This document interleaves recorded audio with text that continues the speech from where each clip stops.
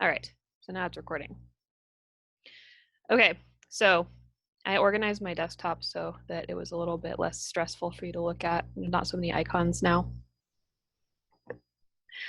So I'm going to spend part of this using my cursor, and part of it I'm going to draw on the screen. I'm only going to draw on the screen when strictly necessary, because pulling my computer apart to do the tablet thing eats up a lot of battery. So I want to be able to not accidentally lose power on you.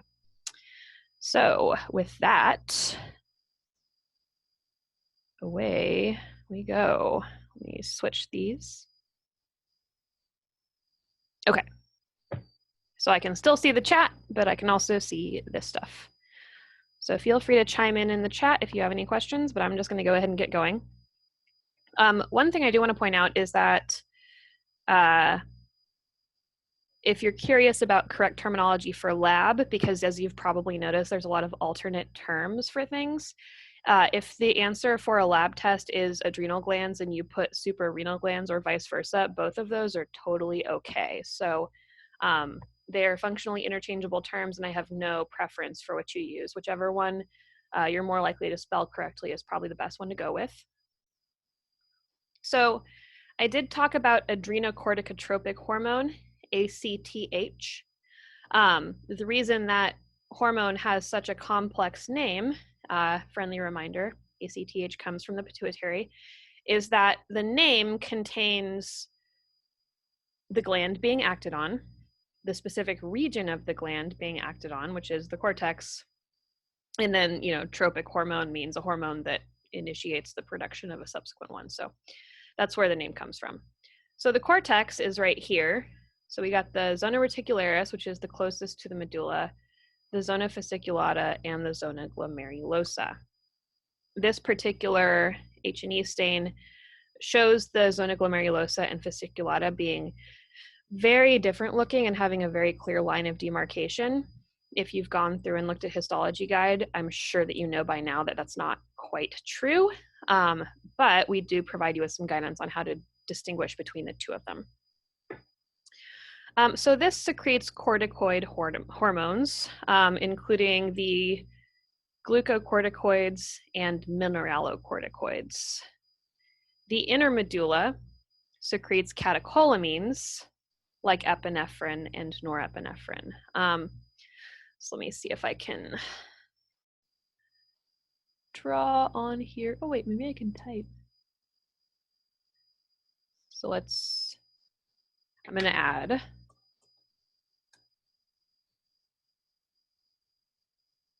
so glucocorticoids and mineralocorticoids.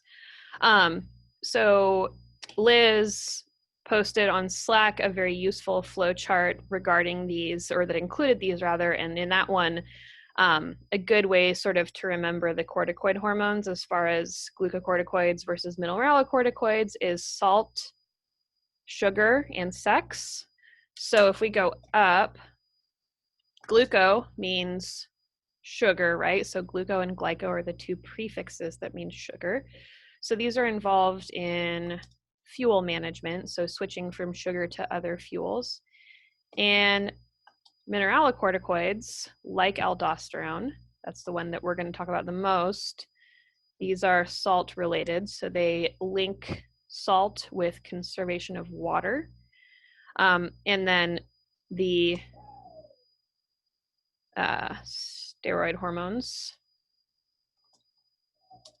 So those are the sex steroid hormones specifically. Mostly the zona reticularis makes androgens, so your testosterones, dihydrotestosterones, androstenedione, etc. But those are all easily converted into estrogens. All right, so it should surprise nobody that the adrenal glands are really vascular. So if we think about the way hormones are delivered to other tissues, and we note that, hey, they're dumped into the bloodstream, it makes sense that you would need a really robust blood supply to go to those in order for the hormones to leave, and that's true. Alrighty, so let's get rid of all that and move to the next slide. So with regard to aldosterone specifically, we've got some sort of a little bit more complicated things to worry about. So the zona glomerulosa is closest to the adrenal capsule. And let's dial our minds back to chapter 4 from last term. That was the tissues chapter, remember? So as far as showing mastery of how the body's organized, which is something that you should still be keeping track of, we've got, our uber cumulative final, not to scare you. But the capsule of most organs or glands in this case is dense irregular connective tissue, and that is true here as well. So if you zoom in on that top bit that shows the adrenal capsule right here, what you would see would be dense irregular connective tissue. So collagen fibers arranged all differently, and then fibrocytes and some other cells. So mineralocorticoids come from the zona glomerulosa, and they act on the kidney, the salivary glands, and the pancreas. We're going to primarily talk about their effects on the kidneys. The salivary glands and pancreas are other places where water is exchanged for other things, including salts. And I'm not really going to go into detail about those because your book doesn't do much of that, A, and B, there are better uses of our time than really digging into the specifics of the sort of side jobs of aldosterone. So just know that they do act on those, but you don't need to know in much detail how. The net effect, so the overall effect, is basically you are holding on to salt. Hang on just a second. I'm gonna, whoever that is, can y'all mute your mic, please and thank you. I'm hearing some feedback, which means that somebody's mic isn't muted, but I don't want to bring it up on the screen because I don't want to show you guys. I don't hear anymore. Thank you. Anyway, so remember from osmosis that if you have a lot of salt on one side of a membrane, and I'm using this word salt interchangeably. So here I am talking about sodium, but there are plenty of salts that are not sodium. That's where they're called mineralocorticoids. So if I have a membrane, let me draw that. No, I want my little marker here. So let's say I have a membrane and I have a bunch of sodium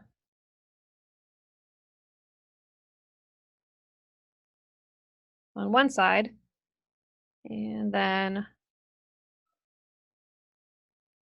water on the other. Which way is the water going to go, assuming the membrane is permeable to water? Anybody?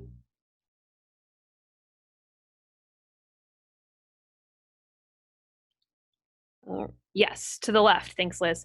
Yeah, so it's going to go towards the sodium. So basically, an easier way to think about osmosis is what people are saying in the chat, and that is water follows salt. So when you read about osmosis in books, it always says something complicated and confusing, like water goes from an area of high water concentration to an area of low water concentration.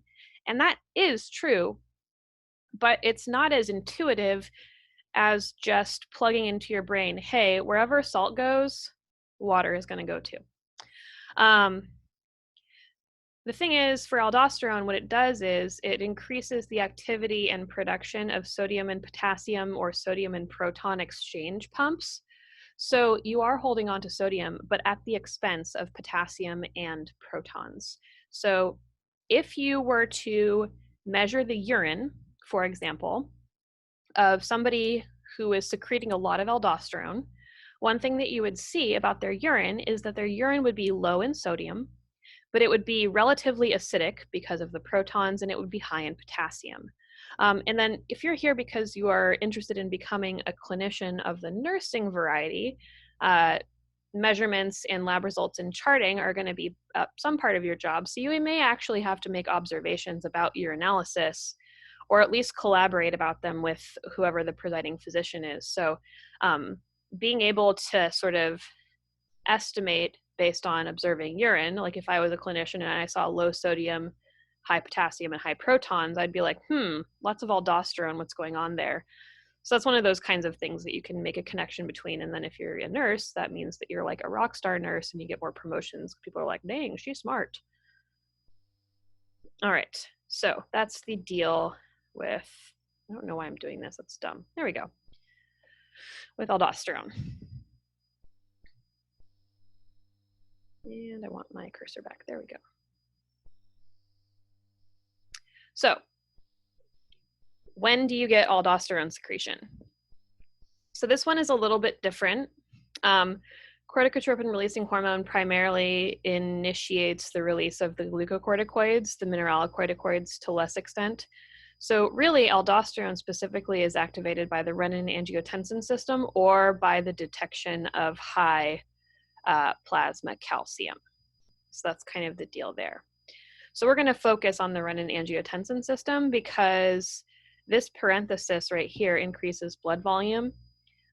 Blood volume management is critical for good homeostasis. And I'm using good here. I don't like to use value judgments ordinarily, but good meaning positive for survival, right? Aldosterone secretion is inhibited by atrial natriuretic peptide, which I'll talk about after I talk about the renin-angiotensin system. So let's go to that first. Note that the figure is specifically referenced here, and that's important because this is a figure that you should be really familiar with. So I want to make sure that as you're sort of studying and looking, you're intimately familiar with this figure because it really describes the renin-angiotensin system very, very well. Alrighty, so we've got a little component of it here, and I want to address these two things first. So we will talk about the circulatory system, this term, a little bit later, but in order for you to understand the significance of this, I need to give you a quick version of part of it real fast. So here's the deal. Having your blood pressure suddenly fall a lot is dangerous. It can put you into shock. And usually, if you have that, it means that something's very wrong. So maybe someone is subject to a hemorrhage or other kind of problems like sepsis. Blood pressure is linked to blood volume. Blood volume is how much blood do you have in your body. Since your blood should be in your blood vessels, the more blood you have, the harder that blood is going to push outwards on your vessels. So that's the link between blood pressure and blood volume. They're proportional to each other. So the higher your blood pressure, the higher your blood volume, or the lower your blood pressure, the lower your blood volume under ordinary conditions. So if we're trying to not fall into shock, falling blood pressure and volume needs to be addressed. So this causes aldosterone release by the adrenal cortex. And what follows is two interlocking feedback loops, one shorter, one longer, that basically take steps to correct the loss of blood pressure and volume. So let's examine that. So we started with this portion of the diagram and we're zooming out to the rest of it. I do want to stress that this includes some stuff that's not present in your figure, and that's really just in an effort to acknowledge that there are organs involved in these feedback loops that are not pictured in the original figure. So that's the point of these. And I'll point out the places where they're relevant as I make my way through this figure.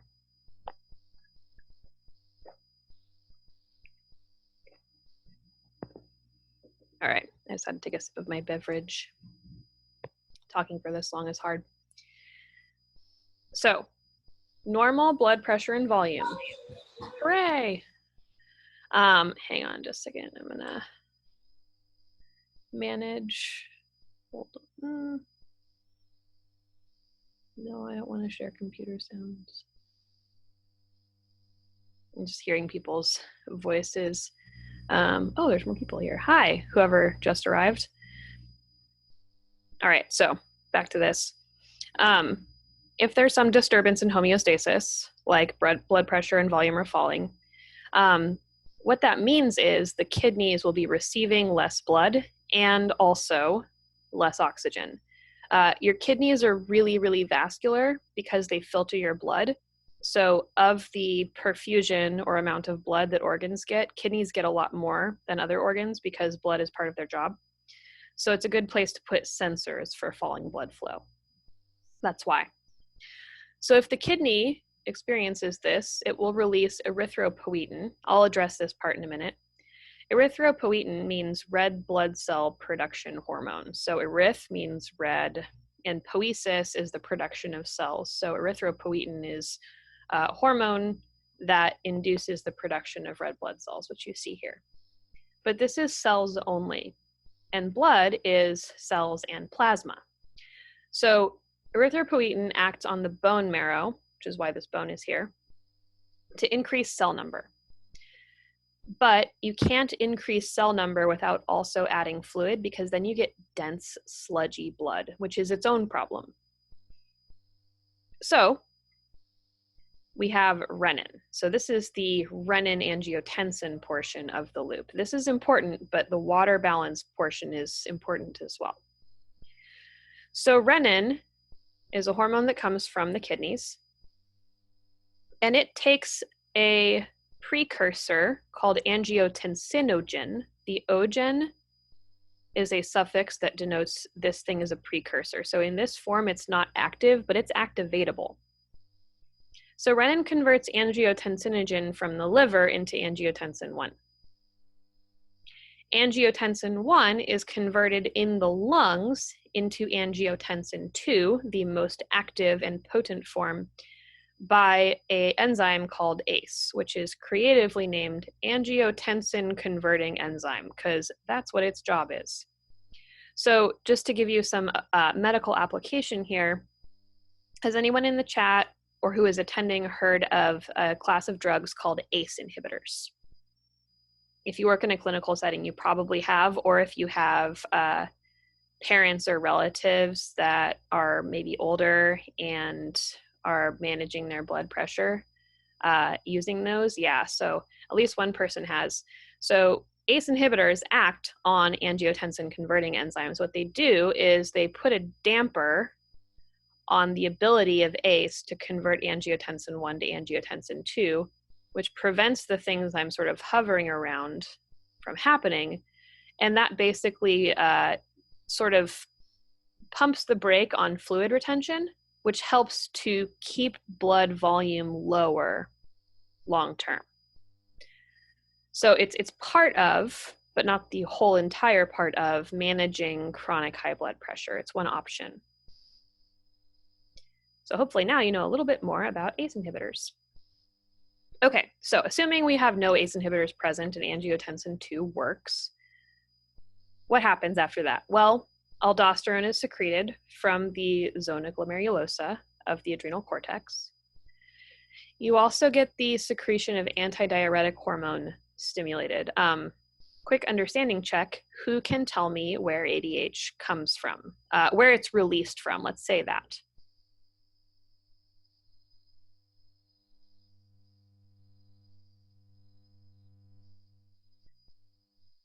Good job, everybody. Posterior pituitary. It is made in the hypothalamus, but it's released from the posterior pituitary. So the relationship between the hypothalamus and the neurohypophysis is a little bit different from the anterior. The production or factory for ADH is up in the hypothalamus, but it travels from there down to the ends of axons and is released from the posterior pituitary. So very good. So because of the role of the hypothalamus and the hypothalamus's governance of thirst centers, it makes you real thirsty. It causes your kidneys to absorb more water in two ways, one via aldosterone, the other one via antidiuretic hormone. And that increases your fluid intake, but also your fluid retention. So what happens is you've already added red blood cells, so packed cell volume, and now you're going to also add more fluid back, which makes more plasma. And that increases your blood volume and therefore brings your blood pressure back to normal. So that's why you need both of these legs of the feedback loop, not just one. Okay, so I mentioned earlier that atrial natriuretic peptide opposes the action of renin-angiotensin system-induced aldosterone. So aldosterone and atrial natriuretic peptide are considered to be antagonists, which antagonists are two hormones that act opposite of each other and against each other. So let's first break down this word before we kind of dig into this other part. So I'm gonna grab my pen here. Na means sodium. And who wants to guess what uretic stands for? Anybody?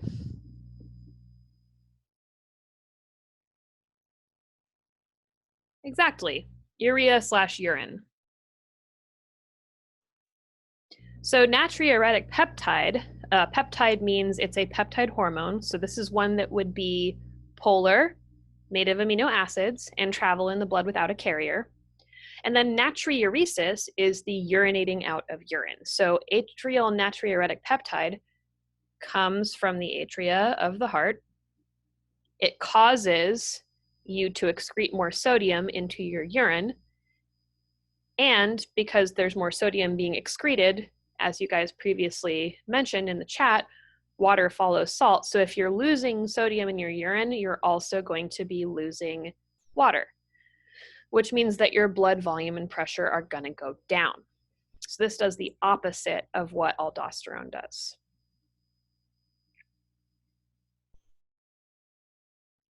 Oh, I need to switch back to this. There we go. Okay, so indeed, it does what I said it does. So it promotes loss of water from the kidneys. It also inhibits renin release. It suppresses thirst. It inhibits aldosterone release, and it inhibits ADH. And really, it does ADH and aldosterone release inhibition via its inhibition of renin mostly. Oh,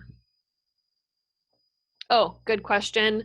So we've got a question in the chat from Vishal, and that is ANP antagonistic to angiotensinogen pathway or aldosterone specifically? And the answer is aldosterone, so it acts against aldosterone. That's the nice thing about having a multi-step pathway, is that you can pick which part of the pathway you turn off. But that's also kind of a more advanced question. It's probably not something I would ask you on a test. It's also not super clear just from looking at that picture. You're welcome.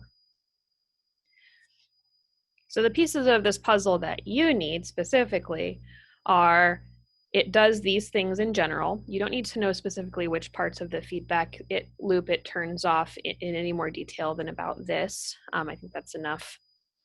Just that they oppose each other, and here's how they oppose each other.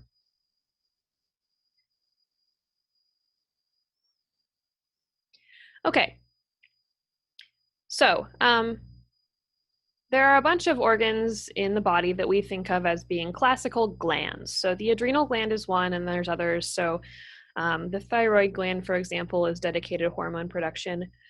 But as you saw, there are organs with other jobs, like the kidneys, that also have an endocrine function.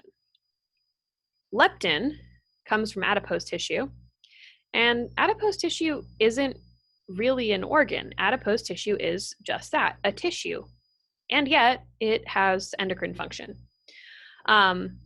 So leptin is a peptide hormone. You can tell because it has the suffix "in." So the names of hormones provide little hints about what chemical class they are. Things ending in "in" are peptide based. Ooh, excuse me. So I'm gonna, instead of reading to you all these bullet points, I'm gonna kind of tell you a story about leptin, and it is the following. Imagine you are the hypothalamus. So if you're the hypothalamus, one of your jobs is to keep track of survival processes. So how salty or not salty is the blood? What's your blood volume and pressure like? What constituents are in the plasma? Water balance, so that's why thirst centers, for example, are in the hypothalamus. and also keep track of the body's fuel reserves. So think about corticotropin releasing hormone. So corticotropin releasing hormone releases ACTH, which acts on the adrenal cortex to release corticosterone and cortisol, for example. So that begs the question, how does the hypothalamus know, quote unquote, how does the hypothalamus know when it's necessary to release the stress hormones? What happens? Well, it receives input from the periphery. And one of the pieces of the periphery that it receives input from is adipose tissue. So one thing to know is that in general, the amount of leptin being secreted is proportional to the amount of fat cells you have. So this little unclosed infinity symbol means proportional to, it's just shorthand. So basically, the more fat cells you have, the more leptin you will secrete. And that gives the hypothalamus an accurate picture of how much reserve fuel you have on deck, right? So if there's a lot of circulating leptin, the hypothalamus is like, oh, wonderful, we are just fine. We have plenty of reserve food. We don't need to store much more. We good, right? So that's kind of the relationship there. So that's how the hypothalamus keeps track of reserve fuel. So leptin is a long-term regulator of appetite. So it's not in the short term. It's not responsible, for example, for you going from feeling very hungry to feeling very full when you eat a meal, but rather your long-term or chronic desire to eat or not eat. So it provides a sense of satiation, which is fullness or satisfaction. So the feeling of like, yeah, I'm good, I don't need to eat right now. And it suppresses the appetite. It also has a permissive effect on GnRH and gonadotropin synthesis. I didn't mean to strike that through. I was trying to underline it. My bad. And then before we move on, let's talk about this because it provides me with a nice segue into the next section that I'm going to talk about, but it's easier to understand those kinds of things if you have some context for it. So some of you may be familiar, and I'm using people with ovaries and a uterus as an example, but the thing I'm about to describe is not limited to those folks, just, for full disclosure. So there's this phenomenon called amenorrhea. And amenorrhea means the absence of a menstrual period. So it's got a name because it's a clinical indicator of certain things. So for example, the body will always choose survival over reproduction. So if your body is faced with the choice, well, you could reproduce and die, or you could not reproduce and stay alive, it's going to choose alive every time. So here's the relationship between this stuff here and this. Adipose tissue contains fats. These sex steroid hormones that regulate processes like menstruation, but also puberty, are derived from cholesterol.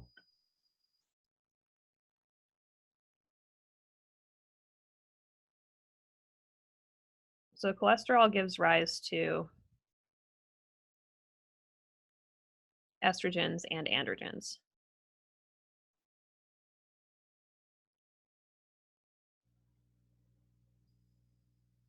So one of the components of the onset of puberty, because as we all know, different humans tend to experience the onset of puberty at different times. One of the components that decides when that is nutrition. So adequate nutrition is really important for the onset of puberty, and in people with a uterus and ovaries, the onset of a menstrual period. So one thing that doesn't happen if somebody doesn't have enough body fat is they don't enter puberty. So this is true for genetic males and genetic females. If there isn't enough fat in the person's body, there won't be enough leptin to have this permissive effect, and that will effectively delay puberty. Because again, the body is choosing survival over reproduction, and puberty is the onset of being reproductively capable. So That's the link between fat and sex steroid hormones and processes that regulate reproduction. Another group of people that may experience amenorrhea as a result, exactly. So Jana just mentioned gymnasts. Another example is ice skaters, very competitive runners. So for example, Ironman triathletes and distance runners tend to lose their menstrual period during intense periods of training due to this because their body fat becomes very low. So this can be a symptom of extreme sports training, but also it can be a symptom of eating disorders like anorexia nervosa and bulimia nervosa. So it has a name because it's a clinical signifier, but what exactly that signifier means can vary a lot from person to person. Leptin is interesting. Also, if you genetically knock leptin out of mice, so if you give mice the inability to produce leptin, they have no appetite suppression, so they will just eat and eat and eat and become very round. A lot of the research on leptin and its signaling properties was done on leptin knockout mice. So looking at what happens if you disable something in a mouse model. Okay, so speaking of permissive effects, this is an FYI slide, meaning that I'm not going to test you specifically on the exact nature of the hormone interactions, but I'm telling you kind of how they work in general. So the permissive effect is basically hormone 1 comes along and it makes the tissue that it's acting on more sensitive or more likely to respond to a subsequent hormone. So for example, a pairing of thyroid hormones and epinephrine stimulate the release of triglycerides from fat cells. A synergistic effect means that the sum of the effect of the two is greater than the sum of the individual parts. So, for example, estrogen and luteinizing hormone for the maturation of egg cells during the ovarian cycle. That's one example. The other is testosterone and luteinizing hormone independently have a relatively small effect on sperm production, but together they cause the production of something along the lines of 30,000 sperm per minute, which is a lot. So they're very, very good at their job, mostly when they're working together. Antagonistic effect is when two hormones oppose each other. Leptin isn't a lipid derivative, it acts on lipid derivatives. Good question, Jana. The in suffix of leptin indicates that it is not a fat, but rather a peptide hormone. So for antagonistic stuff, insulin and glucagon do the opposite thing. So insulin causes the movement of glucose out of the bloodstream and into the tissue, and glucagon is for when glucose is gone. It causes the movement of glucose from tissues where it's stored into the blood. Integrative effects are when two hormones have different effects or different ways of operating, but their end result is the same. So for example, parathyroid hormone and calcitriol both increase the amount of calcium in the blood, but the mechanism by which they do those things differs. So parathyroid hormone is going to act on osteoclasts to cause release of calcium from the bones, whereas calcitriol is going to cause you to urinate out less calcium and also absorb more calcium from your food. Alrighty, so this is just one page of reading. This page, you will be responsible for the information on this page, and I'm happy to answer questions about this in subsequent Zoom sessions once we get back to our normal sort of way of operating. But for now, just read this page. It gives you sort of an overview of the bullet points, and they're very interesting, right? So like, how is growth regulated? What happens when you get stressed out? How do hormones influence your behavior, et cetera? So just make sure you read this, and then if you have questions about it, save them for me and ask me next time we meet. So here's an example of synergy. All mammals have mammary glands or potential mammary glands. And this includes genetic males, so XY individuals with testes as their gonads. Everybody has breast tissue. It's just which hormones are present that determine the development of breast tissue that is typical of XX individuals. So be aware of that. So prolactin prepares the breast to feed an infant, but it can't do that by itself. So it needs estrogens, which are hormones involved in reproduction and also pregnancy, progesterone, which is a big deal for maintaining pregnancy, but also glucocorticoids, pancreatic hormones, and placental hormones. So all of these hormones work together to change the tissue of the breast and prepare it to be not just a fatty pad overlying the pectoralis major, but change it into something magical, which is something with the power to feed a very small human.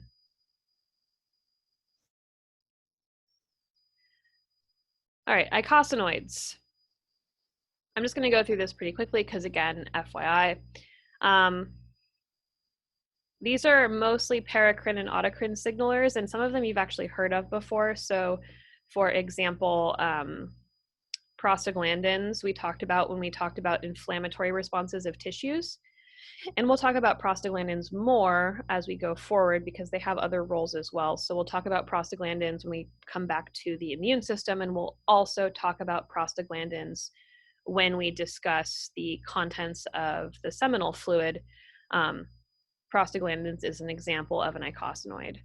So as my mention of the immune system suggests, icosanoids, many of them, are involved in inflammation. They also influence smooth muscle and glandular secretions. Via their regulation of smooth muscle, they can regulate tissue blood flow, and that is because they can influence the diameter of blood vessels. And then the reproductive processes that I mentioned. So I will indirectly ask you about icosanoids probably when we talk about reproductive processes that require them, but I'm not going to ask you about them directly in this particular context. Another important one is platelet function. So thromboxanes, for example, are important for clotting, and those are icosanoids as well.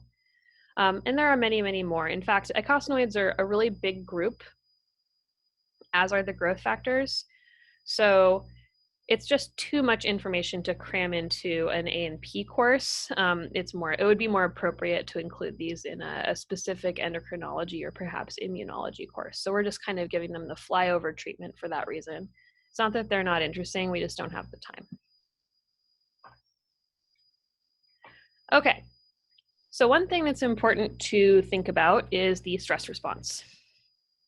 And a stressor is just anything that disrupts homeostasis. So as we all know, there are stressors that are emotional in nature. So, getting bad news, experiencing a pandemic, etc., anything associated with negative emotions. Or stressors are often physical as well. So exercise is an example of a short-term stressor. Long-term physiological stressors include starvation, hard labor, living in a war zone, those kinds of things. So mostly stuff that we fortunately don't have to worry about. One thing that we do need to acknowledge when we think about stress response is whether the stress is chronic, meaning, long-term. Let me try that again. Why don't I just pick a line? There we go. So whether the stress is chronic or long-term, or whether it's short-term, meaning it comes quickly and it goes away quickly. Your body deals with chronic versus acute stress very differently.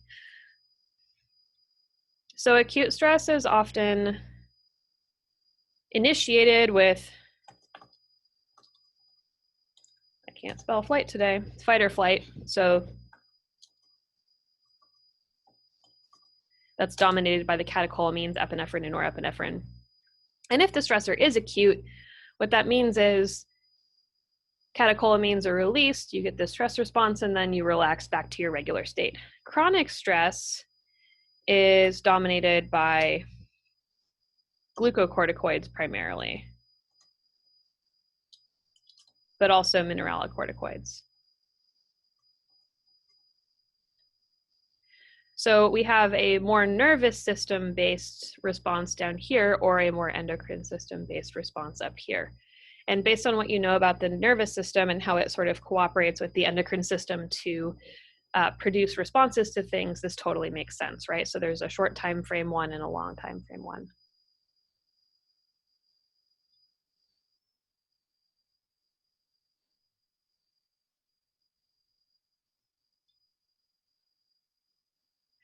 So apropos of that, let's talk about how the nervous system response is related to the endocrine system response, because they are linked. They're not strictly separate. So what I'm going to do is move through this chart, and I'm going to start at the bottom and go to the, or start at the top and go to the bottom.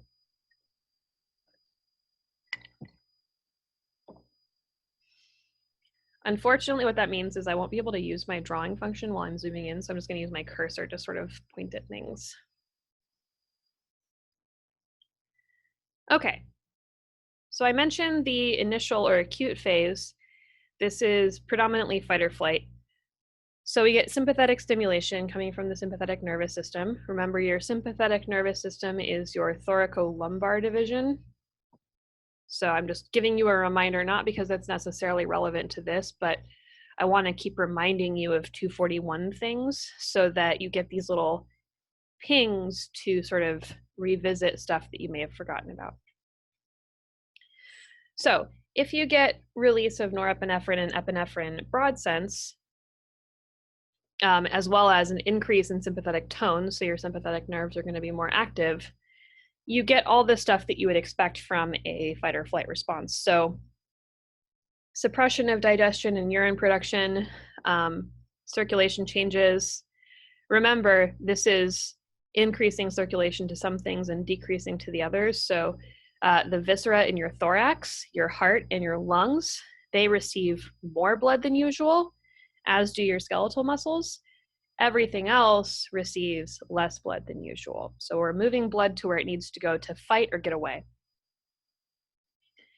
You get increased sweat production because, of course, your sweat glands are only innervated by the sympathetic nervous system, not the parasympathetic, and your heart rate and your respiratory rate go up. You're also going to mobilize whatever spare glucose you have and start using your lipids. So that's short term. So let's think about what happens if, unfortunately, the stressor is longer than that. So in the previous slide, I mentioned examples of chronic stressors, and one of those is living in conflict areas, which is a thing that lots of people in the world suffer from. And you can observe resistance phase effects in such folks. So if the stressor lasts longer than a few hours, you enter the resistance phase of the GAS. GAS stands for General Adaptation Syndrome, which describes a set of neural and endocrine changes that are predictable and repeatable and happen in the same way pretty much every time in response to stress. The reason that it gets a special name is because the general adaptation syndrome is extremely well characterized scientifically. So it's been studied for a long, long time. In fact, a lot of early endocrinology was based on it, and a lot is known about it. So glucocorticoids are the dominant hormones of the resistant phase. Other hormones or catecholamines, etc., that are in, regulate metabolism are also involved, but you know, these are the kind of the big guys. So if you are stressed, either physiologically or mentally, your energy demands are going to be different from resting. So because of that, you need a lot of energy, and you have to start using alternate fuel sources. For example, neurons are very picky. They can't deal with too much glucose. They also can't deal with too little. They need a Goldilocks amount of glucose. So neural tissue has a high demand for energy and requires a reliable glucose supply. So in this case, glycogen reserves meet neural demand during the alarm phase, but they become depleted, and that's when glucocorticoids take over. So these do things like take fats and turn them into sugar to feed to neurons. So what happens in the long term? You get release of triglycerides from adipose tissue. You get release of amino acids from skeletal muscle. This is not ideal. This is called the glucose sparing effect. So whatever glucose you do have is saved in preference of lipids. So glucose is hung on to, you break down lipids instead. This is why people tend to lose weight long term if they're in a chronic stress situation. You get elevation of blood glucose from various sources, and you get increased sodium and water retention and decreased potassium and proton retention.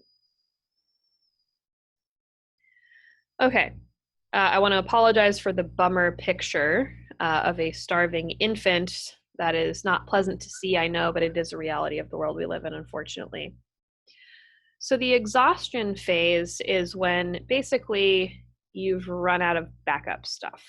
So it's not unlike a good analogy I could think of was like, imagine, okay, let's make this fun. Let's pretend it's the zombie apocalypse. So we're all kind of holing up in our homes, fighting off zombies, and also like conserving our food. At some point, if you stay put long enough, you're gonna run out of water and you're gonna run out of food. So that's like the exhaustion phase for the body.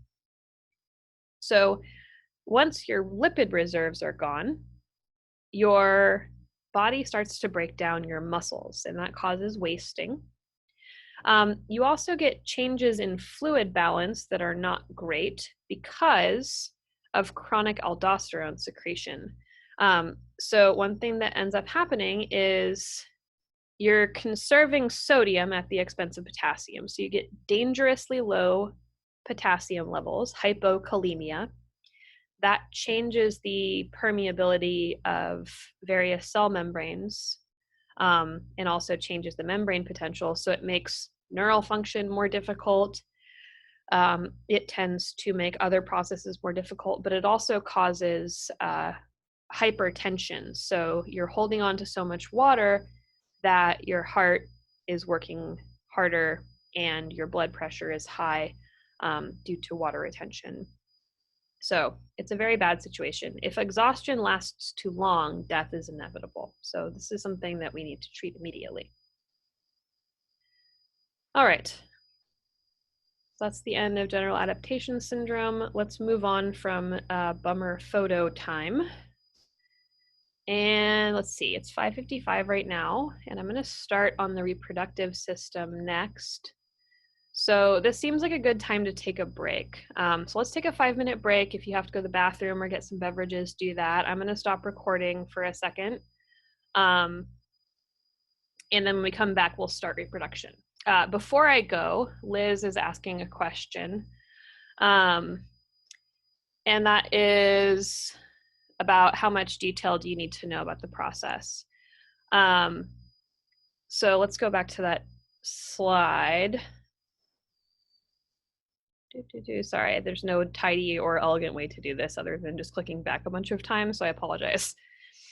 So to answer that question, if you were familiar enough with the Renin-angiotensin system to reproduce this image and talk someone through it, just like I did, you would be prepared enough for the exam. So for example, do you need to know that renin causes the conversion of angiotensinogen to angiotensin 1? Yes. So you need to know the enzymes, the hormones, the location where they're converted. So for example, ACE is in the lungs, which is where 1 is converted to 2, and then what happens after that. So yeah, you need a lot of detail about this. It's a really important system.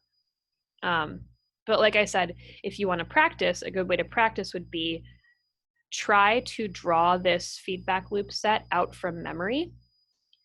And then once you're done, go look at the actual set of figures and spot check your work, and then just go back and forth between doing that until you've got it down.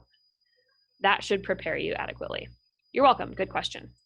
All right, you guys. So I'm gonna pause recording now and pause this share and give you guys a chance to use the restroom or what have you, and then I'll see you back. I think 5 minutes is too long. About 3 minutes.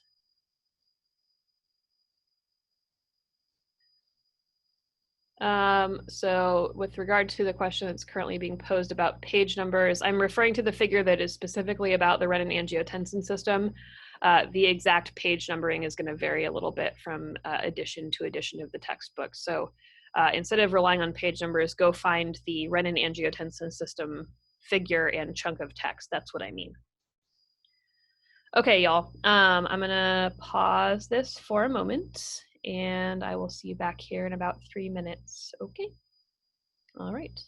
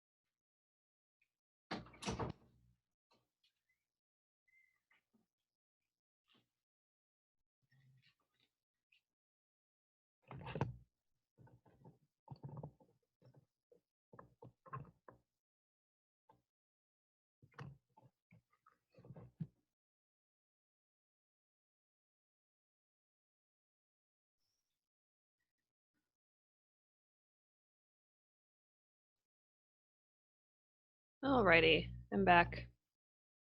It was Liz that made that particular flow chart. It is on, I think you can download it from Slack as well. So it might, if you can't screen grab it, you can just right click it and download it, I believe. Alrighty, cool, good. That's what I thought. All right, so I'm gonna push and show for this and let us start. Oh, thanks, Liz. That's really helpful. I appreciate that.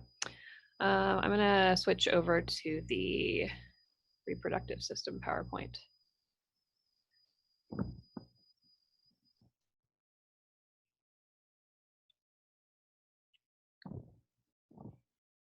Hang on just a second. I'm gonna do one thing really quick before I do that.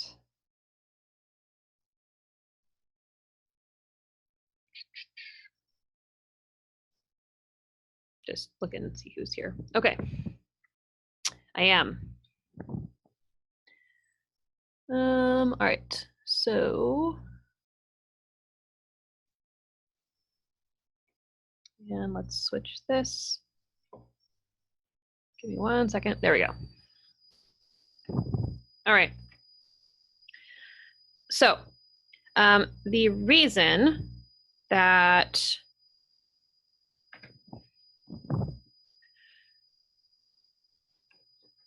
I delayed talking about follicle stimulating hormone and luteinizing hormone in the previous chapter was because we're going to talk a lot about those hormones in this chapter. So it seemed more appropriate to establish the basics of endocrine signaling. And then once we do that, use our applied knowledge of the endocrine system to look at the reproductive system. So that's kind of the underlying idea there.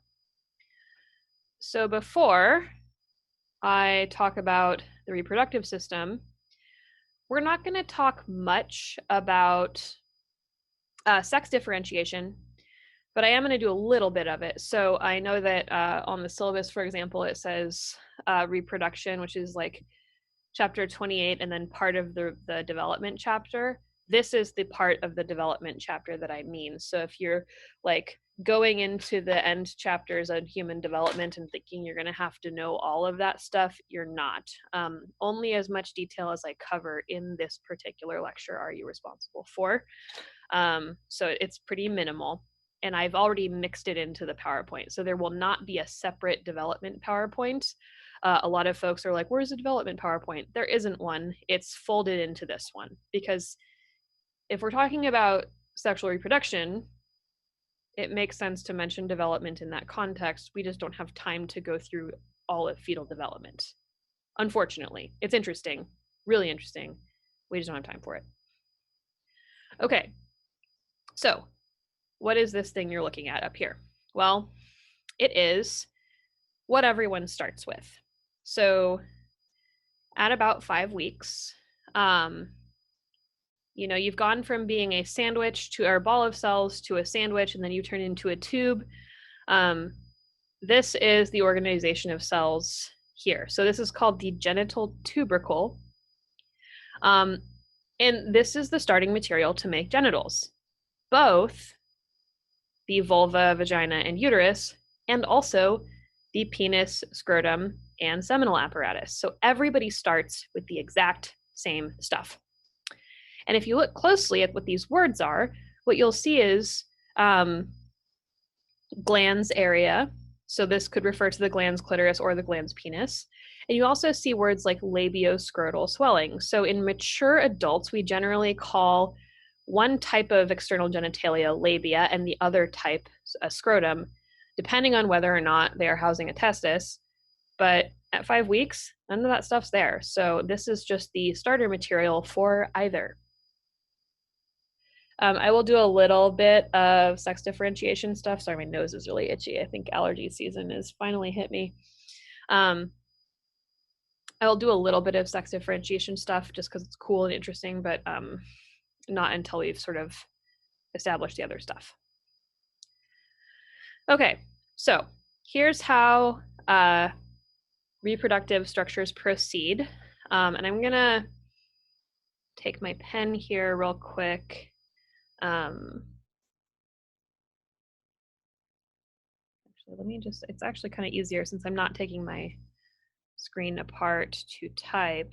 So over on the left side of the screen is the course that development takes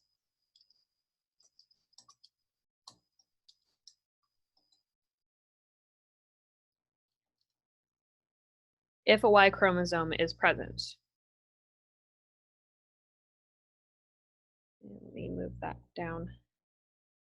And that is for the following reason, which is that the Y chromosome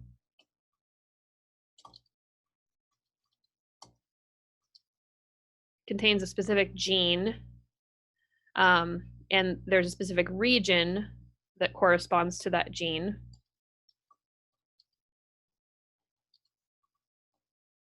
So it's called SRY, which stands for sex determining region of the Y chromosome. And that region, that gene, codes for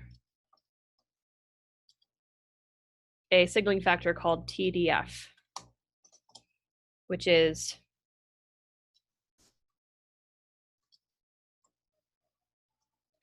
so if SRY and TDF are present, development of a penis and scrotum will proceed.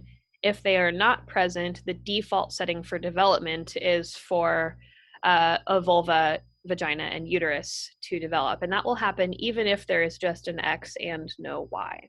So that's how sex differentiation in mammals works. There are many other kinds in many other vertebrates, but this is ours. So that's the idea there. But you can see they're preserving the colors of things to show you that they all come from the same embryonic tissue. So if we continue, so this is near birth, so just a preterm fetus. We've got either a glans penis or a glans clitoris. The prepuce is the foreskin, and both the penis and the clitoris have one. And then the labioscrotal folds become either the scrotum housing the testes in a Y chromosome situation, or the labia majora in a 2X chromosome or a single X chromosome situation. So that's how that works. It's pretty fascinating that everybody starts the same precursor material, though. Okay, so that's a story about you before you were you. So the word for the starter material being the same and the structures that result is homologous, meaning that they are not identical, but they're similar, and they come from the same developmental structure, and that being the constituents of the genital tubercle. So here's a table that summarizes all of that stuff that I just said, which is a little bit easier to look at for people who like lists. So this is the area of the genital tubercle, and then what it becomes in male and female. And I want to take a moment here to disambiguate some language, because it's appropriate in this context to acknowledge the difference between gender and sex. So when I use the terms male and female for the entirety of the course, what I'm communicating to you is the chromosomal state of the individual and the hormonal and developmental outcomes of that. So when I say sex, and I talk about genetic or gametic sex, and I say male or female, I'm not going to say man or woman. What I mean is what parts are there, what hormones are there, what chromosomes are there. So strictly from a scientific perspective, so having nothing to do with identity along a gender spectrum. Those are really worthwhile discussions to have. They're just not really appropriate for this class because we're not focusing on them. So we're sticking to the biology component only. So others are bulbourethral glands and greater vestibular glands, etc. But you guys probably don't know what those are quite yet. So I'm going to skip over them until I explain them more later. So we'll go through the homologous structures pretty in detail, but as you can see, even though they start with different or with similar components, they end up looking pretty different. And that's easy to see even if you don't have a dissected image like these ones from Netter's, but rather a view of the external genitalia, which look quite different. So we'll discuss these, and we'll continue to compare and contrast them as we discuss reproductive physiology and homologous structures in general. So I mentioned sex determining.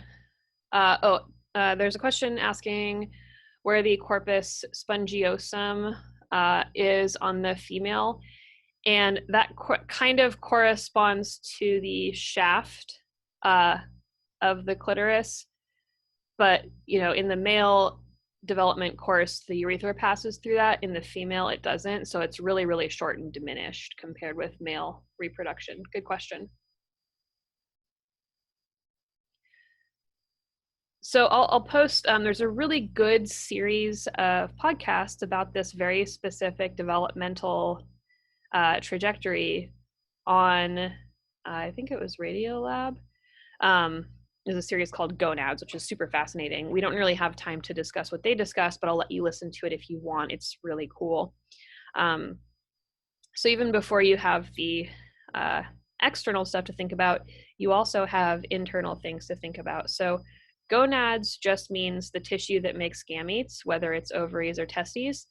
And so you can see that just as with the external genitalia, everybody starts with the same thing. So we have a undifferentiated gonad, meaning could become a testis, could become an ovary. And then we have two sets of ducts. So you have the Wolffian duct or the Mullerian duct. And all of these ducts open onto a sinus, which is called the urogenital sinus.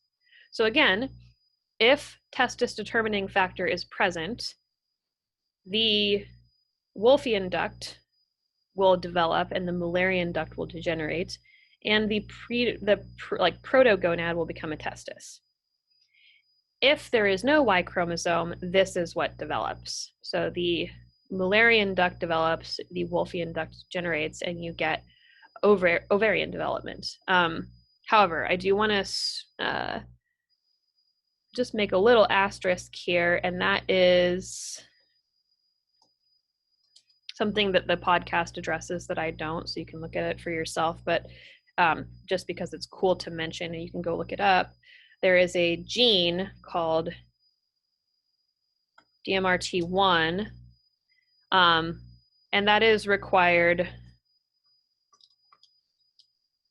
for testes to stay testes. So initiating development is not enough. There's also gene expression that's required for those gonads to stay the gonad that they are. If they're stopped, why did that get smaller all of a sudden? If they stop being expressed, the gonads begin to undifferentiate, which is interesting. So something cool to know. Come on, I'm trying to get my arrow back. There we go.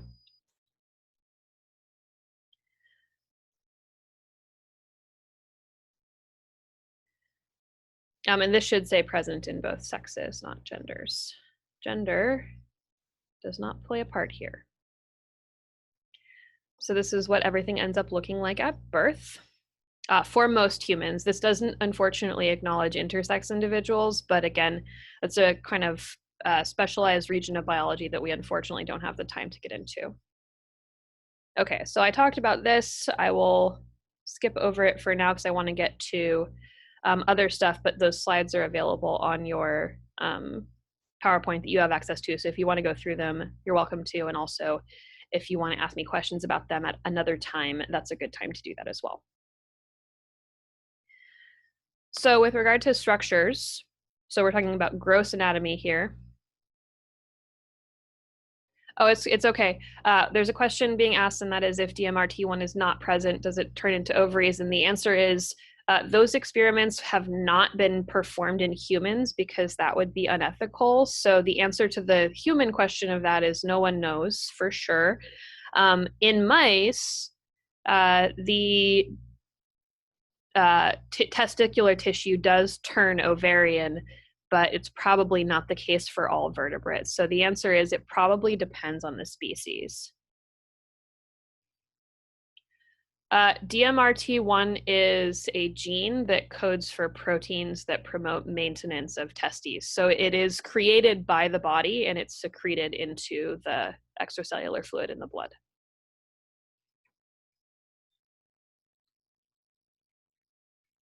Welcome.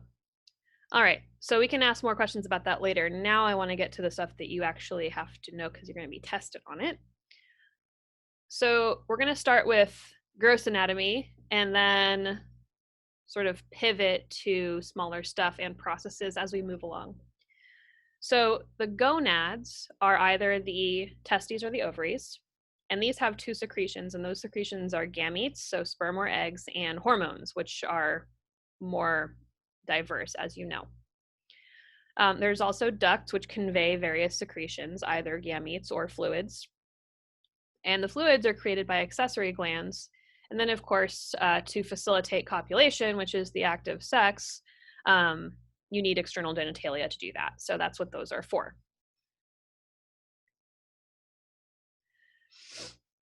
So this is another thing that's FYI only. It just shows the descent of the testes to end up in the scrotum. And the reason this is important is because in order to have viable sperm, the sperm, as they develop, have to be at a temperature that is slightly lower than body temperature. And so that's why the testes are housed in a scrotum. so that they can be thermoregulated. So there is a, if this process of testicular descent is interrupted, that process has a name. How do I make this bigger? Maybe I can, well, I'm gonna have to write it with my pen because I don't know how to make my text bigger. That's fine. So the name for this process, or that disorder is, oops.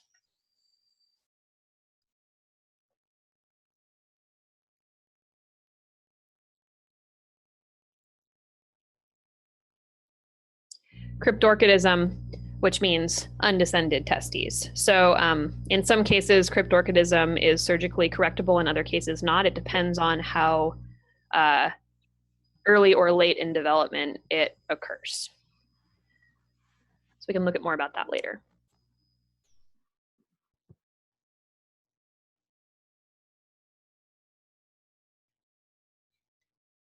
Alrighty. So we're going to start with male reproductive anatomy. So what you're seeing here is a sagittal section of the male pelvis with all of the gross anatomical structures intact. And I want to put a little asterisk on sagittal section here because the bladder and the ductus deferens have not been sagittally sectioned so that you can see their relationship, because they're actually lateral to the midline, but you still need to see them. So to walk you through all this, here's the penis and the scrotum. So we've got the testis and the epididymis, which we will go through. And then we have a long tube, which conveys the products of the testis, the spermatozoa, into the external reproductive tract for expulsion during ejaculation. Along the way, the sperm pick up fluids from the seminal gland and from the prostate gland and from the bulbourethral gland. All of these contribute to seminal fluid. And then those fluids exit through the penile urethra, which is the same urethra that urine exits through. So we'll talk about the sort of challenges around having urine and semen going through the same structure a little bit later, because there are some challenges. Fortunately, the body has ways around those. So here's another dissection of the male pelvis and external genitalia. And one thing that you'll see, and this relates to the descent of the testes, is that there's this cord of material. So this is the deep dissection side, this is the shallow. So all this tubing here is wrapped in this muscle. So the cremaster muscle is a sort of basket-like muscle that surrounds each testis and epididymis, and also all of the tubing coming and going. So that includes veins, artery, and ductus deferens, as well as nerves and the lymphatic vessels. So it's a big sheath around all of that stuff. During testicular descent, all of that stuff has to go out of the pelvic cavity. It actually passes in front of the pelvis, so in front of the pubis specifically. So there's the pubic tubercle right there peeking out. So instead of going behind and through the obturator foramen, it goes out in front, which means that the area where it pokes through is vulnerable. So the body wall here is not complete in males. And so what happens in older males, typically, although not always, is that sometimes the connective tissue around this weak spot is too weak, and due to actions like straining to lift heavy objects or straining on the toilet, a little bit of the small intestine will pop through this hole. Not through the skin, but you'll get this bulge, and that thing is called an inguinal hernia. And that's because of its locations. This is the inguinal region.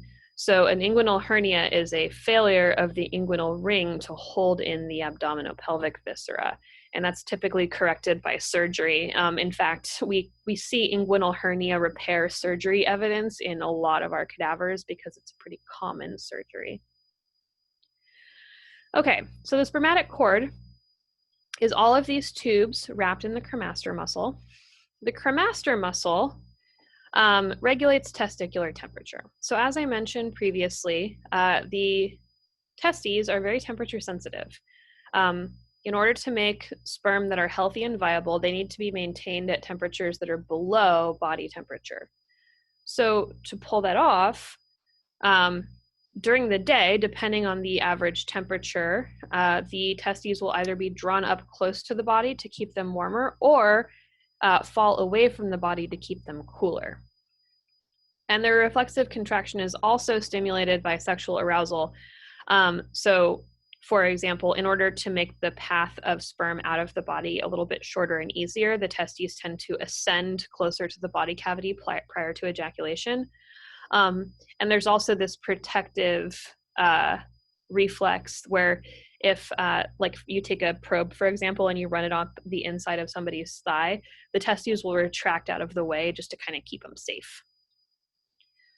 So this includes the vas deferens, also called the ductus deferens, and also navel, which is of course nerves, arteries, veins, and lymphatics. So quick clinical application. And I had a peek at who is in the room, and I'm seeing, I only saw women so far. Hopefully there's nobody in here that's going to be absolutely horrified. Sometimes when I share this information, the men in the class get a little squeamish. One injury that is possible is called testicular torsion. It generally happens due to some kind of twisting trauma. Oh, someone is saying their nephew had this. That's terrible. I hope it got fixed. It's really bad. So for people who are unfamiliar, testicular torsion is basically when the contents of the spermatic cord twist around in the scrotum. And that obviously interferes with drainage of blood from the testis, as well as in some cases, blood supply to the testis. And it's also extremely painful. So it's a sports injury most often, although it can come from other stuff. But in that case, if it's not surgically corrected, it can result in the loss of a testis due to loss of blood supply to that testis. It can also result in really bad blood swellings because of a failure of venous drainage. So if you work in, for example, an emergency room, this is something that you might eventually deal with because, you know, sports injuries do happen and they do end up with ER visits.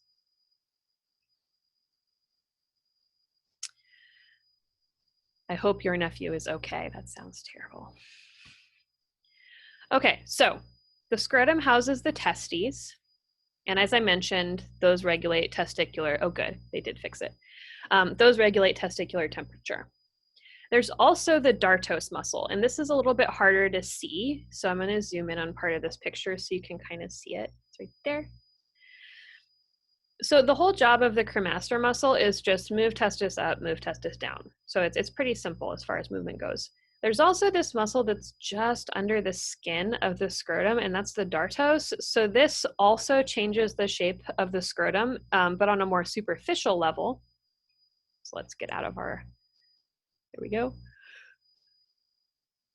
So this is also involved, it's just not quite as robust or spectacular as the action of the cremaster muscle. So cremaster muscle is mostly testis goes up, testis goes down, and then the dartos can sort of contract the scrotum and make it a more compact bag or relax it and make it looser.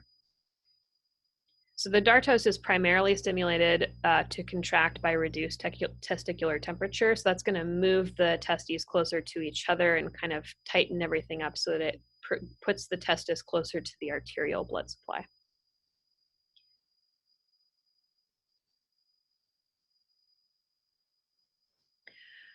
So testis is also called testicles. So you can say testicle or testicles, singular, plural, or testis, and then this image is blocking test-ease. So let's add the ease. I'm drawing with my mouse, so this is gonna be really gnarly handwriting-wise. There we go. So plural of testis is testes. So I mentioned this in 241. A lot of you probably forgot it, and that's because I sort of say it as an aside, but in the body, a lot of structures that you end up looking at are just various versions of tubes that are wadded up into a ball and surrounded by something. And the testes are no different. So the contents of the testes, where the sperm get made, are inside of these seminiferous tubules. So these are tiny epithelial tubes in which sperm are born and are matured. So each of these tubes are about 32 inches long, and you've got about 800 of them per testis. So there's quite a few. So that amounts to, if you were to line them up, 2,100 feet per testis, which is a lot. So that's a lot of surface area available for cell production, which is good. So spermatogenesis is the scientific name for the production of sperm cells. And the tubes are where that takes place. Inside, there are developing sperm cells. So you see the stem cells that form sperm are called spermatogonia. And then spermatocytes, spermatids, those are later stages of development. So we do have a slide that is dedicated to spermatogenesis. So I'm going to save my explicit descriptions of how those things proceed for that slide. This is just kind of a preview. The other cells that are there, besides the ones of the tubule, are interstitial cells. So these are over here. Oh, my black marker isn't very good. Let me get a pink one. So these are interstitial cells. And these are important because they have receptors for luteinizing hormone. Luteinizing hormone acts on interstitial cells to cause the production of androgens, primarily testosterone. So if you, for example, were an endocrinologist and someone came in complaining of low testosterone and they were a person with testes, one thing that you might do would be do some blood work and test for the amount of luteinizing hormone. So if you saw that circulating T was low, but luteinizing hormone was also low, what that would tell you is that there was some problem with the pituitary. So you would direct your attention to the pituitary rather than to the testes, right? So that's an example of how knowing about endocrine feedback loops can help you be a better diagnostic clinician. Nurse cells, also called Sertoli cells. So Sertoli is the name of the person that discovered them. Nurse or sustentacular refers to their function. These are just supporting the development of sperm. So do I see one? Yeah, so they tend to hang out at the edge here, and basically these are just sort of support cells for this process.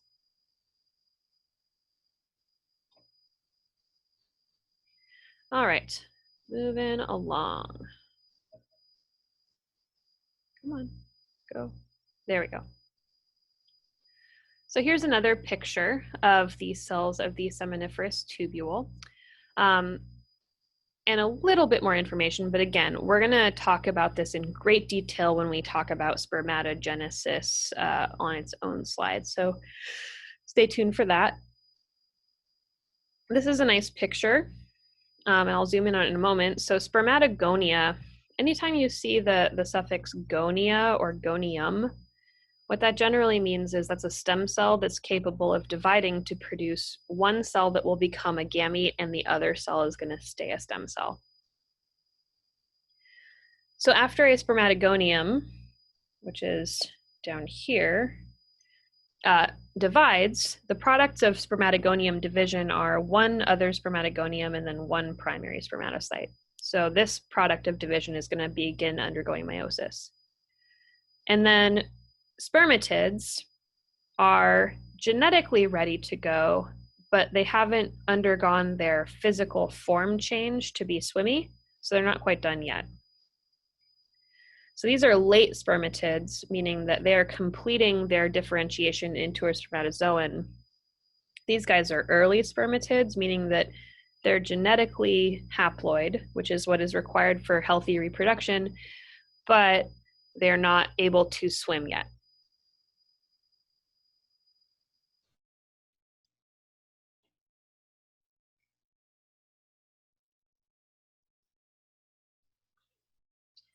So one thing I am going to have you guys do for me on testing, and probably in your reproductives worksheet as well, is be able to compare and contrast spermatogenesis and oogenesis, which is the process of creating sperm versus the process of creating eggs, because they have a lot of similarities, but they're also quite different.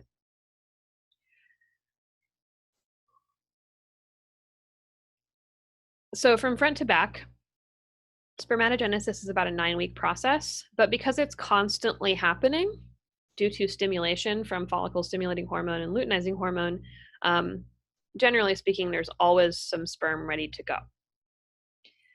So first, you do mitosis and then you do meiosis. So if I ask you on a test, true or false, spermatogonia undergo meiosis, you'll say false. They're starting with mitosis. So they divide in a normal way first. It's the primary spermatocyte that begins meiosis. So this is a primary spermatocyte that's preparing for meiosis 1. So spermatogonia only ever do mitosis, not meiosis. And it seems like a sort of minor or nitpicky distinction, but it's actually a really important distinction from the perspective of producing gametes that are viable and that can combine with somebody else's to make a new human.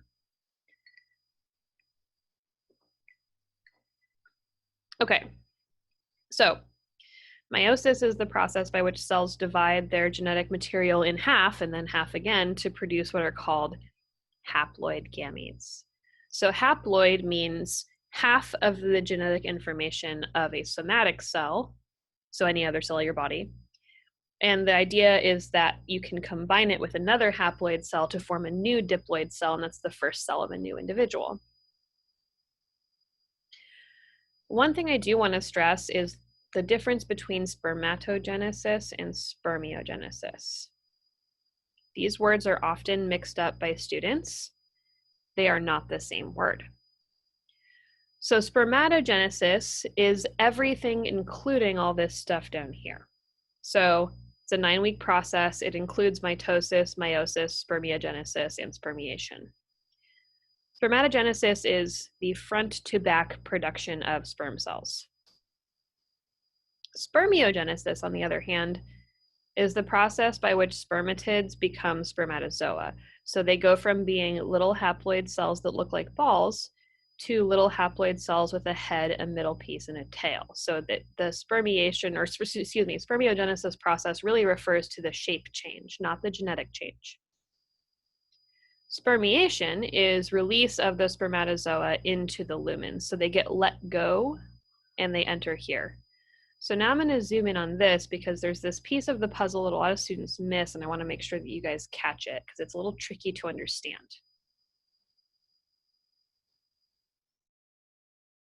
Boop.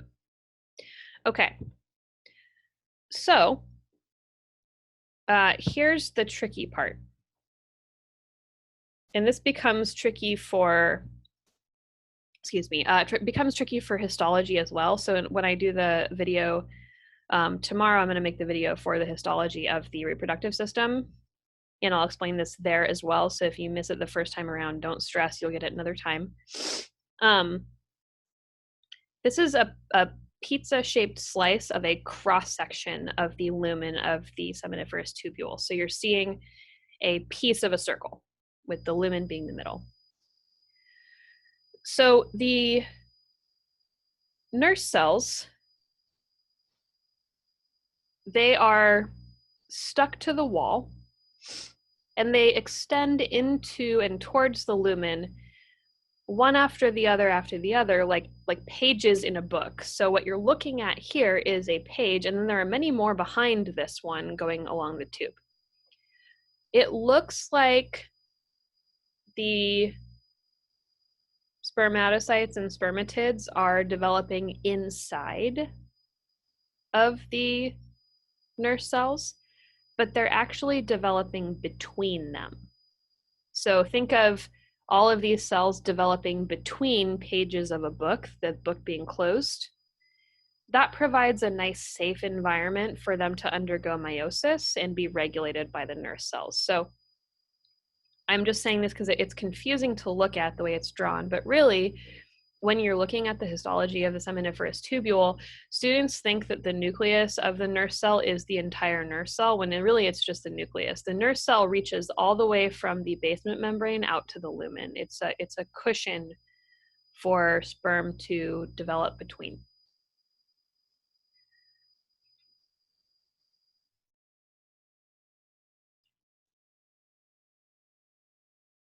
Okay, so assuming spermatogenesis goes correct.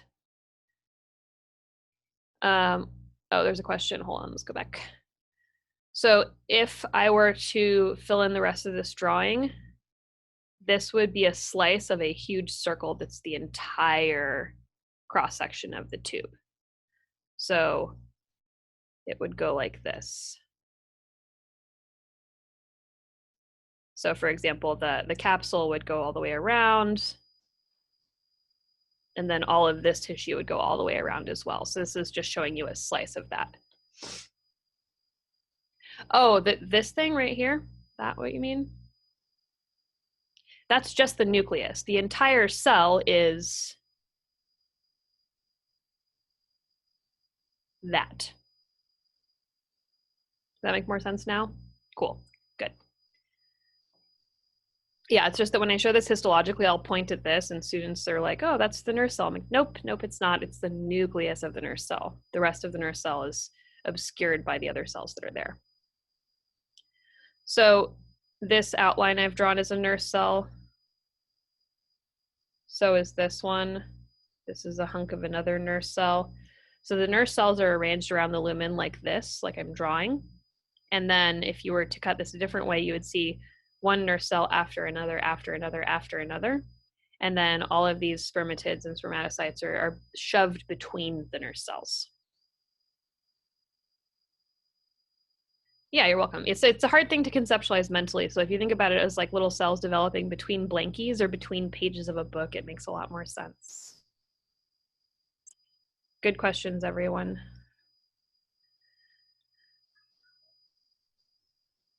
Okay, so ideally, if spermatogenesis is going correctly, what you get is mitosis followed by meiosis. So mitosis is the division of spermatogonia, as I mentioned. So the result is two cells that are genetically identical, but which have different fates. So every time a spermatogonium divides, one of the daughter cells stays a spermatogonium, the other daughter cell becomes a primary spermatocyte. So daughter cell is a generalized term for two cells that are the result of mitosis. So this is a portion of the lecture when I can do some coaching on multiple choice strategy. So I'm going to actually go to whiteboard mode for a second and game this out, because like I said on Slack and in another Zoom thingy, this isn't going to be the last set of multiple choice tests you take, and also the certification tests for various programs have a lot trickier and worse multiple choice questions than anything you'll experience in this class. So I feel like if I don't at least try and prepare you for some of that, I'm going to be doing a bad job. So I want to make sure that you're kind of ready. So let's go to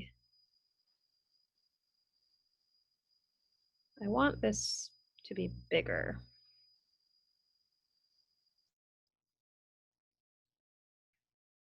Can I make the text bigger? Nope, I can't. Okay, so this is going to be a time when I'm going to take the my computer apart so I can draw on the screen. I will go through the trouble of figuring out how to make the text bigger at a time when I'm not actively lecturing to you, because that is a waste of your time. Okay, so if we unblank this for a second, the point I'm trying to make, or that I'm focusing on, is the process that spermatogonia undergoes. So we're going to point out, oh, thank you, Kim. I appreciate that. I try to be awesome very hard, and I'm glad that someone's noticing my efforts. So here's the deal with spermatogonia and this question that I'm going to ask you. One of the key skills that it's one of those weird things, like no one ever explicitly teaches this idea. Like, I think that a lot of people just assume that students figure it out, but like it really should be taught. You guys are making me blush. Thank you. The goal of you as a student for multiple choice is not to simply select the correct answer, but to select the most correct answer. But if nobody ever explains to you how to do that, then how the heck are you supposed to know, right? So I'm going to try and give you an example of that right now, and hopefully that will help make you better test takers as you move forward. So here's the deal. Students get hung up on this word, daughter cells. And it also kind of gets hammered into your brain in 160. I know that too. It's like daughter cells, daughter cells, daughter cells. What does that really mean? Well, it just means two cells that are the result of mitosis, and they're genetically identical. So if I ask a question about spermatogonia, so let's go back to my blackboard here, and I'm going to kind of try and come up with one of these on the fly. And since I can't type for some reason, I'm going to write it out. So hopefully this isn't too laggy. Fingers crossed, everybody. So pardon me not speaking for a second. I'm going to focus on writing this and then I'll talk about it.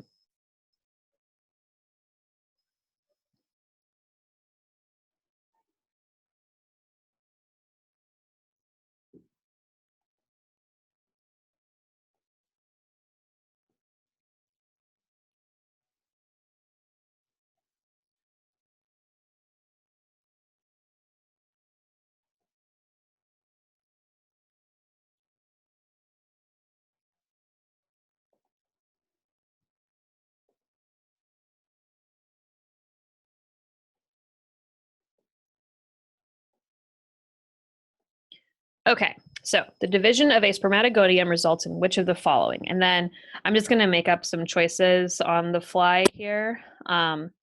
So let's say,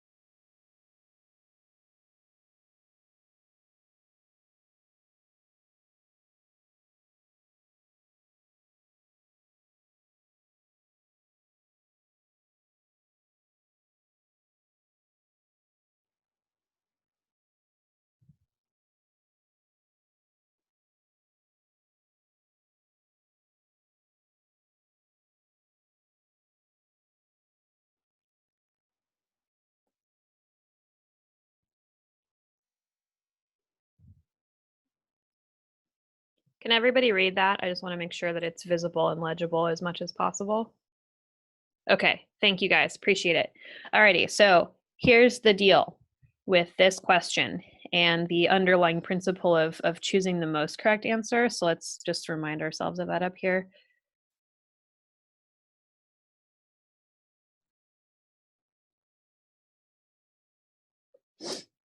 This is always, always, always the goal, which means that it's your job to sort out which one that is among answers that might be just like straight up obviously not true, but there's going to be other answers going forward that are like tempting, right? So one of the tempting answers here, like let's say you're a student and you've done a really good job memorizing that spermatogonia undergo mitosis, not meiosis. So let's assume that you're a student who understands what I just wrote, and you're looking at this question and you're like, okay, so I know that meiosis produces genetically, wow, I can't write, different cells. So if I was taking a test, I might like write this out for myself to remind me. That's full disclosure, that's the kind of test taker I am. I write stuff to myself on scratch paper, but you know, you do you. So if I knew this, I would say, okay, so I need to look for the answer that fits identical, not non-identical. So that means that this choice is out. And if this choice is out, that means that it can't be, well, I mean, it could still be none of the above, but it's probably not. So let's put an asterisk here. Good question. I will address that question about spermatogonium versus spermatocyte after I finish this, because it is germane to the way that we're going to answer the question. So I'll build it in. I'm just not going to answer it right now, but it's a good question. So hang on for that. So if I had only memorized that spermatogonia undergo mitosis, and I wasn't able to apply mitosis to this specific physiological process, I would get close and say this choice. But remember, we're not looking for an answer that's just right. We're looking for the one that's the most right. And so that requires the following skill. Look at a question and ask yourself, okay, what is this question about? So you can game this out in a couple of ways, but here's one way that's useful. And this was actually something that an MCAT prep teacher taught me. So this isn't coming from me. I can't take credit for it, but it's a skill that's useful, and it served me really well on the GRE, for example. So I mean, I know that it works because I tried it. So you look at the question, and if you're not totally sure, you're like, okay, what's this question really about? So I would notice that it's not just asking about division of a cell. It's asking about division of this specific cell. So A would be a fine answer if this was just asking about mitosis, but it's not asking about mitosis. It's asking about division of a spermatogonium specifically. So although it's technically mitosis, this is not good enough, which means that to show true mastery, you would need to know that this is true. I hear a child. Hello, child. Hi, my daughter. Sorry, I don't know how to turn off my microphone. You should be able to go down and push your microphone button on the bottom. It should Got pop it. up, and I then you saw can it. put I me. saw it. Sorry. No worries. No worries. It happens. That was cute. Okay. Anyway, back to this. I mean, it's an appropriate interruption given that we're talking about how to make new people, I think. Okay. So, the person in the chat is correct, and that is, even though A is okay, it's actually not answering the question being asked, because this question isn't about mitosis in general, it's about spermatogonia specifically. So that means that this guy is the best and most correct answer. So that's how you game one of those out. So yes, I realize that as students, questions like this are not your preference. Here's my defense of them. They show mastery, right? So this shows me, if you answer it correctly, that not only do you know that spermatogonia undergo mitosis, but you also know that it's an unconventional form of mitosis because it results in two identical cells genetically, but that those cells have different fates, right? So it's a layer on top of the base layer. So the base layer here is mitosis, which you would have gotten from 160, and this is adding an A and P letter or layer to it, which is going to get you closer. And then Steph in the chat is pointing out, I know you guys can't see this, that this is how the board exams for nursing are, which gives you like various flavors of correct. And I'm glad that you weighed in here, because this is exactly the thing that I'm trying to coach you about as we move forward, is how to sort of like game out these questions, because I will fully admit they're a nasty style of question, but I want you to be prepped. Also, Steph, thank you for your valuable input here. So Jana is saying spermatogonium first went through mitosis and then meiosis. Yes, that is correct. But this whole question that I'm looking at here, this is prior to meiosis occurring. So another corollary to this question, and this will get me back to Susan's question previously, so hang on, I haven't forgotten you. I'm going to screenshot this so that I can put it on Slack for you guys to refer back to. So I'm going to do that first, and then I'm going to draw a corollary to this question, because you bring up a really good point, Jana. Assuming I'm allowed to screenshot. Sometimes this goes really slow, so bear with me. Yay, it worked for once. Glad something's going right on my computer. Okay, so let's trash this. This is what I love about you guys' questions, and the fact that you're really willing to ask them is that it gives me opportunities to teach in ways that like wouldn't have occurred to me normally. So thank you for being you. I appreciate you. So a corollary to that question is this question.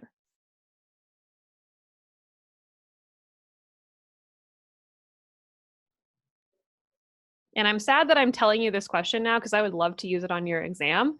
I may still do that, but you know, I might have to format it differently. So true or false? Oops. And apparently I've forgotten how to use the writing convention of spaces, so apologies.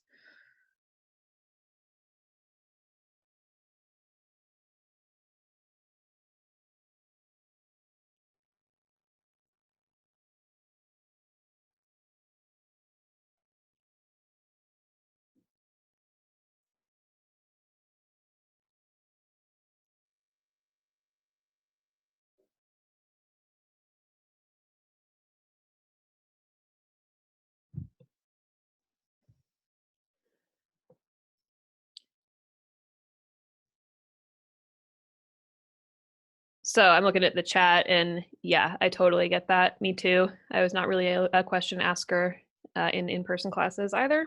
I feel like I would do much better in this format. So gotcha. Okay, so true or false, spermatogonium is genetically identical to a spermatocyte, primary spermatocyte. So there's a secret mitosis meiosis question built into this, but it's not explicitly stated. That's the deal here. So here's what is required to get this right. And by the way, the answer is true. So here's how you do this. And I'll coach you more on this later. I don't want to go into it explicitly in a whole lot of detail right now. I'm probably just going to make an independent video on this because we're running out of time. But there's this idea called logic gates, where you ask yourself a series of questions that are like if then or yes no, and you kind of lead yourself down a path using logic gates, which is a good strategy if you're freaking out on a multiple choice test. So how do you do this question, especially if you're not sure? So you look at it and say, okay, spermatogonium is genetically identical to a spermatocyte. I know this question is about spermatogenesis, but I'm not sure which part. So ask yourself this question: what kind of division do spermatogonia undergo? And if you have studied, you'll know that, oh, they undergo mitosis. So even if you were thrown off by the fact that these two things have different names, if you know that spermatogonia undergo mitosis, and since you have a 50-50 shot, right, you can be like, well, I'm not super sure, and the fact that these have different names throws me a little bit, but I know that spermatogonia undergo mitosis, and I know from 160 that the result of mitosis is 2, and of course my thing's lagging again, 2 genetically identical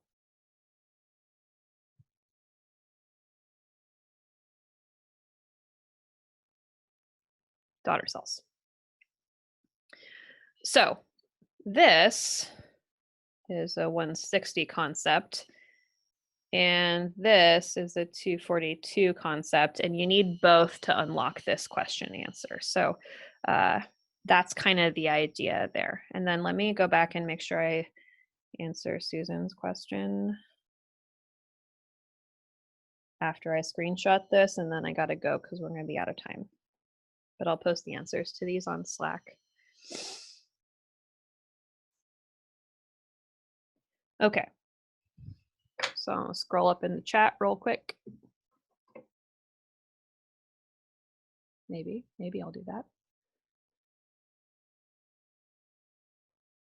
Okay, yeah, so spermatogonia versus spermatocyte. So actually I'm gonna go back to the PowerPoint for this one because it's easier to be able to point at things. And it's a really good question. Another good point apropos of this question, oops, sorry.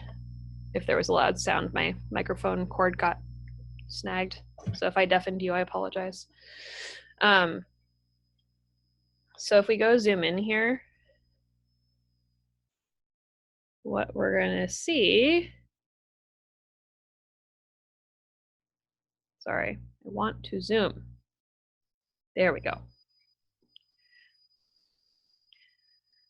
So what we're gonna see is that, so this basically stays here. So this is a spermatogonium. You're always gonna find them towards the basement membrane, and that's where they stay. When this undergoes mitosis, the result is, so let's say this one would undergo mitosis. Actually, let's do this one, because this one looks like it's just finishing up. So these are two cells undergoing cytokinesis. One of these two spermatogonia is gonna stay here and stay a spermatogonium. The other one is gonna become a primary spermatocyte.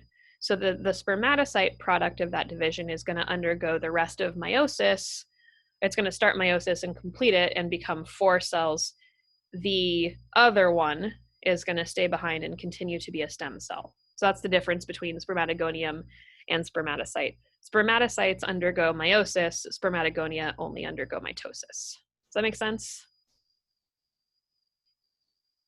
It's an important point and an important difference because it's the reason that spermatogenesis is possible for a much longer period of time than oogenesis. This is why males and females have different reproductive windows, and males can produce sperm like very, very late into life. You know, whether or not they're quality sperm is another issue. Sperm quality declines with age, but they're still possible to make. Okay, you guys, we're out of time for this, and I got to go edit this video so I can post it. So I want to thank you for all your awesome questions. They help me be a better teacher. And also thank you for you being willing to sort of roll with this format change so that I can get this video to you.